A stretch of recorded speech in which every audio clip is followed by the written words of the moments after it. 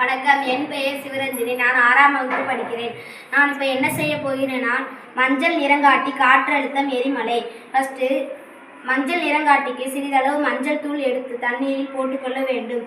அதை நன்றாக கலக்கவும். அதன் பிறகு கொஞ்சமாக சோப்பு தூள் சேர்க்க வேண்டும். சேர்த்த பொழுது அது சிவப்பு கலராக மாறுகிறது. அதனுடன் எலுமிச்சை பழம் சேர்த்தால் அது மறுபடியும் பழைய கலராகவே மஞ்சள் கலராகவே மாறும்.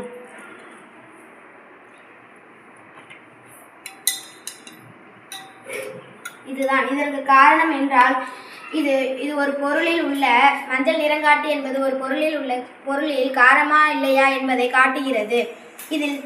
இது சோப்பு அல்லது சோப்பு தூள் என்பது காரம். அதனால் மஞ்சள் தூளுடன் சிறிதளவு சோப்பு தூள் சேர்த்தால் அது சிவப்பு கலராக மாறுகிறது. அதுடன் சிறிதளவு எலுமிச்சை பழம் சேர்த்தால் அது மஞ்சள் கலராக மாறும். அதனால் தான் இது மஞ்சள் கலராக மாறுகிறது. அடுத்து எரிமலை.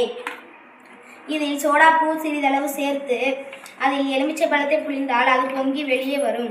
இதுதான் எரிமலை. இதில் சிறிதளவு சோடாப்பூ சேர்த்து அதில் எலுமிச்சை பழத்தை புழிந்தால் அது பொங்கி வெளியே வரும். இதற்கு காரணம் சோடாப்பூவில் இருக்கிறது சோடியம் பைகார்பனேட். எலுமிச்சை பழத்தில் அமிலம் இருக்கிறது.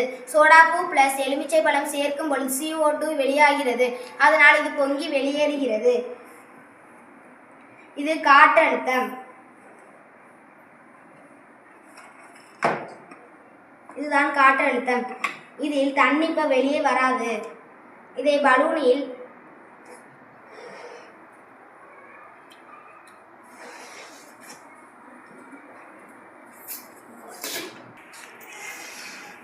ஓட்டலா காசு கொடுக்குற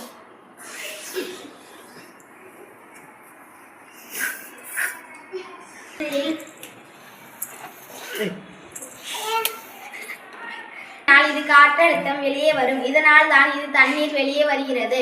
நன்றி.